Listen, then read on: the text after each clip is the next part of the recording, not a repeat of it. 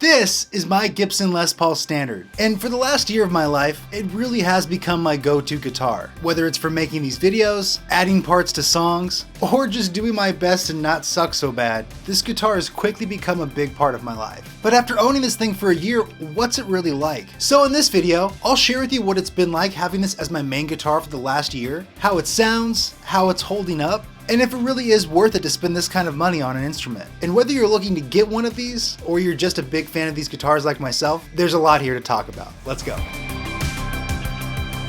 What's up everybody, how's it going? I'm Brad Dollar, welcome to the channel, it's great to see you. Well, it's been a year since my constant hunting came to an end and this guitar joined my life. After much browsing and talking myself out of the need to get a custom shop or a Murphy Lab right now, I landed on this Gibson Les Paul Standard made in 2024, and it's of the 1960s varietal. So it's got the 60s neck profile, not like a specific one, just like a general 60s neck profile, which means that it's pretty thin, but it's overall like a really comfortable guitar. I love playing it. This is a shorter scale than like a traditional Fender 25.5 inch. Just kind of crunches everything together in a really cool way. So that combined with a 60s neck, for me coming from playing a Telecaster for a long time before this and a bunch of Strats and stuff, it's been a really cool thing to experience. And one of my first favorite parts about getting into this world of Gibson and of a Les Paul. Obviously it sounds different than other instruments like a Strat or like a Telecaster, but it really does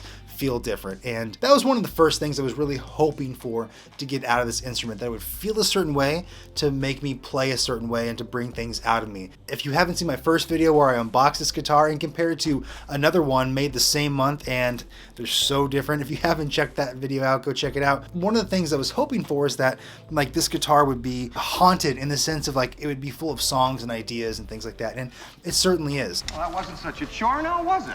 And it might just be because it's different. I wonder if I had a bunch of Les Pauls if I would still feel this way, but I really do love this guitar. So if you end this video now, like just know I love this guitar. It was a great purchase, and I can't wait to show you in a few years what it looks like. But let's get a little more into the details of it, and I'll go over with you kind of what I really love about it after this first year. So I mentioned the neck, and I think that's probably one of the first big pros of this guitar is that it feels even better now than when I got it. I really do think there is something to like breaking through the lacquer to really connect with the wood, to wake it up. I think there's some truth to that because it feels a lot better than it did when I first got it. And it's not like it's super worn in or anything. It's not like, you know, I've got some crazy wear marks on it. I haven't like blistered this thing at all. It's not greeny by any means yet. And I do make a conscious effort daily to really try to play the whole neck and not just like stuck in my ruts and my pockets. I really try to like play the whole guitar. And that's another pro of this thing, is me wanting to break it in and make it feel like it's already got the Murphy Labs treatment on it, is playing more and playing out of my same pockets and boxes so I can use more of the instrument. And that's definitely like one of the best things about getting any new instrument. It calls something out of you. It calls you to play, and that's probably been the best part of having this guitar, is it just really calls me to play every single day. In terms of tone, I really like how this sounds. I thought I wanted a hotter instrument. I thought I wanted something that was maybe like a little more E and G focused. And if you saw my recent 3-part series on how to dial in a tone like James Hetfield, I've really got this thing to feel like that. And so by this point, I really think I'm like a PAF style convert. I like that they're a little woolly and spongy and not super sharp. This is a weird analogy, but it sounds like how when music comes off tape, it just feels all like very glued together. And so I think it's just a testament to like a big magnet like this and this kind of style of winding and this kind of style of pickup. So I really like how it sounds. And after I got it, I did raise both pickups a little bit, and I thought I wanted to bring them up even more, but after getting this kind of to where it's at now, I think I just want to leave it. So the pickups definitely sound great. All the controls and everything about it, everything is still like really solid. Nothing's coming loose. The input jack's not coming loose. The knobs aren't coming loose, which is great. I'm glad that this guitar is really well built, and I'm not going easy on this guitar. I'm not babying it. Once I decided that this was the one and I'm keeping it, it's stayed out of the case. I've only put it in the case to travel with it a little bit, but this thing is out. It's, you know, it's in the conditions of my house all the time. I'm playing it, bumping into it a little bit. You know, it's already got some wear and tear on it, but I like that. One of my favorite Gibsons of all time that's owned by a player and is actually, you know, played is John Devoto of the Match's Gibson Les Paul double cut. That thing is amazing. It's an early 2000s version of it, but his is just so beautifully beat up, and I've always wanted that, and that only comes with like really plain. I want that in the back of my head, but I want it to happen naturally. The other thing that's really great about a Gibson Les Paul that I really wasn't as well versed in is having 2 volumes and 2 tone controls. I've learned a lot from watching all these Joe Bonamassa videos and hearing him talk about the power of volume and the power of tone, and you know, you can take like a 1-channel amplifier and turn it into a 50-channel amplifier just with using the volume and the tone controls on your guitar. Obviously that's true of like a Strat or a Tele or any guitar, but it's really true of this because you can get this weird blend of them as you're holding something and it's sustaining. You can change the blend and get different sort of like harmonic information to pop out or sink in, and it's just really special. You can get it to clean up when you roll the volume back. It can be really, really bright if you want it to be, or really dark, and it's also shown me that, like, you know, I like a darker tone, and my overall fingers and feel is just so bright to me. It kind of annoys me, and so it's been nice to be able to roll that back really easily. And I've learned a lot more about dialing in a guitar to really fit a song and to fit the person playing that song because of this guitar. So if you don't have a 2-volume 2-tone guitar, this is a great foray into that world and to really get a feel for it and to, you know, get to try it. I would highly recommend that, whether it's a Les Paul or not. If you can experience that and try to like let it not just turn everything to 10 and just call it a day, but really play with it and see what it does to your playing, I think you're going to be really happy and really surprised, and I would highly encourage you to do that. Before we get going too far, if you can do me a huge favor and hit the subscribe and the like button, I'd super appreciate that. Seriously, it does a ton to help me grow this channel and bring these videos to more people just like yourself. So thank you so much for doing that. Let's keep going. This thing records beautifully. Maybe it's just because I was used to single coils for so long, but these humbuckers make things sound a little more 3D, a little more 3-dimensional, a little bigger. I mean, they're a bigger microphone. Maybe I'm just in my humbucker era again, but I really love how these show up in a recording. No matter what the tone is, whether it's something really heavy or something light, it just makes that part pop forward. And maybe I'm still learning, you know, what like a Les Paul really sounds like in a track. I think I have a pretty good idea. I still think you can make this guitar sound like whatever you want. You can roll the tone up and the volume back in sort of Tele territory.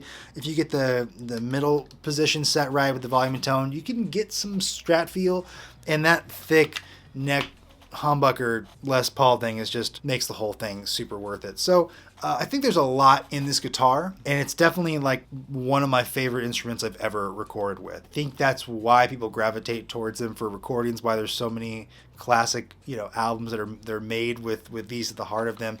They just record beautifully. So even in this like very modest setup that I have here. Outside of that aspect, I thought I was gonna have like a shoulder breaker. You know, everyone talks about that, and maybe that's, you know, more true of like the Les Paul custom type Les Pauls that are out there. Maybe those are the real ones that are gonna like just tear you down. But I mostly play standing up with this thing, and I love it. It feels very balanced. It doesn't feel like it's tipping any one way or the other, and it feels great. I'm a little biased, you know. I'm still very excited about this guitar, but I think it sounds and plays and feels exceptional. I think Gibson did a great job making it.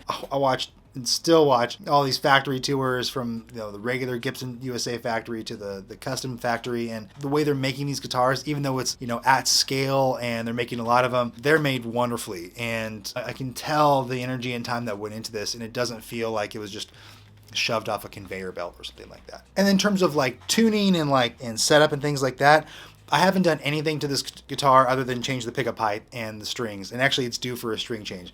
The next thing I'll do that's different on this guitar is I'm going to top wrap the strings and try that for a while. But this is the same setup, and it's, again, just gotten better. There were some little buzzes and things like that when I first got it, but they've all settled in, they've all gone away, and up and down the fret on every single string it sounds great. There's no weird ringing. This thing is loud. Other than that, everything's holding up. The tuning holds up. The tuning instability is not that bad. It definitely doesn't stay in tune like a Floyd Rose or anything like that. I check tuning constantly anyways, because most of what I do is recording. I don't do a lot of stage stuff, so, you know, I have the luxury of stopping a lot and tuning between takes. So Even if this was like a Floyd Rose equipped guitar, I'd probably still be tuning this a ton, but it does a great job. And I think once I get the top wrap on it and, you know, get the next batch of strings on it, I think it'll hold pretty good. That's that.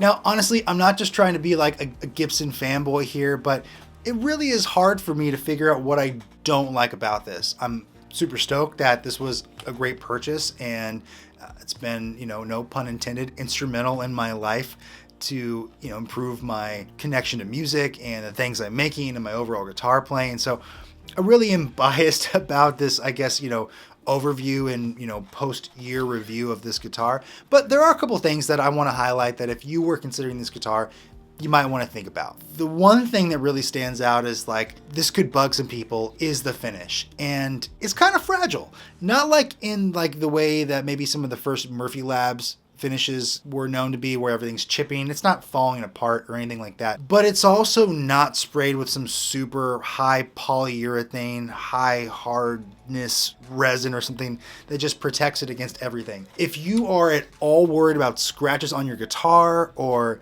you know, you use any sort of like, you know, straps or clip-on tuners or anything like that, just be warned that it's probably going to make some sort of impact on the instrument. If you need this thing to be pristine, like, this is probably not the guitar for you. And honestly, I think that you shouldn't baby your instruments anyways. But if you're concerned, and I get that, some people buy instruments to hold them for a while, use them and move on from them. You don't want them to be all messed up. Just keep that in mind. Like, on the headstock here, I was using my Peterson clip-on tuner for quite some time, and I don't know, probably can't see it. I left it on the guitar for, I don't know, like a month or so, and just ever so slightly, the part of the tuner, this part left a little tiny indentation on the headstock, right on the G of the Gibson. I think it's kind of funny. It's such like not like a vintage you know, Murphy Lab looking relic moment on this guitar, but certainly looks like a Brad Dollar relic moment. And so, you know, if you use a clip-on tuner, you don't want to leave it on there. It's going to go right through that top part of that veneer. It's going to go right through that. Pretty sure they're using Holley for the standards. It's going to go through that lacquer and imprint, so keep that in mind. And then, again, my dream is that this thing takes on a life of its own and has a greeny vibe to it eventually. And it's on its way. I started using the Hetfield White Fang picks after I made the James Hetfield videos, because I just kind of fell in love with them. And ever since then, because they're so heavy, a lot of my strumming has really started to get into like this top part of the guitar. So, you know, like, if any part's gonna go, it's gonna be this part first. Oh, there you go. See? There it is.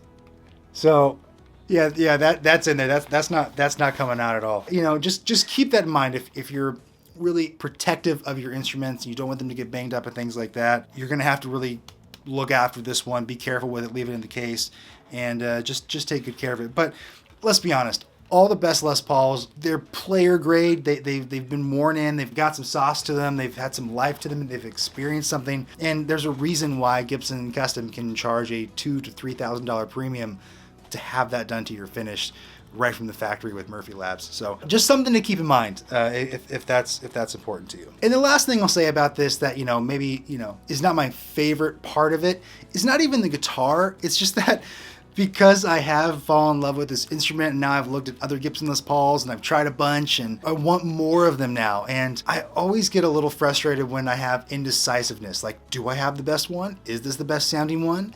Should I keep hunting for a better sounding one? You know, I played a real 58 Black Beauty at Carter recently, and I was like, man, this thing sounds amazing. It just like dumps all over this guitar, makes this guitar sound like a Harley Benton.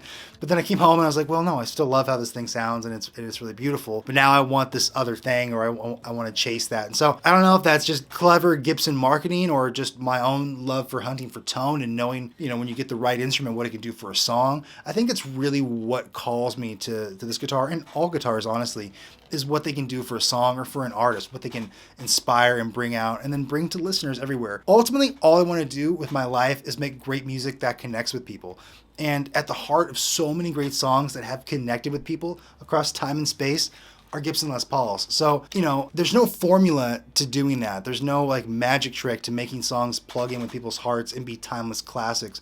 But if you can check off some of the boxes for, you know, what would make that algorithm work, sticking a Gibson Les Paul in there is probably a positive element to that equation. So that's definitely like in my head with this, and probably why I want more instruments, more Gibson instruments. So they're not paying me to make this video. I'm certainly not done paying them. There's a lot of Gibson stuff I want. I don't think it's all hype. I think there really is something great about these instruments. And I've been playing guitar since I was 11 years old. I'm approaching 40.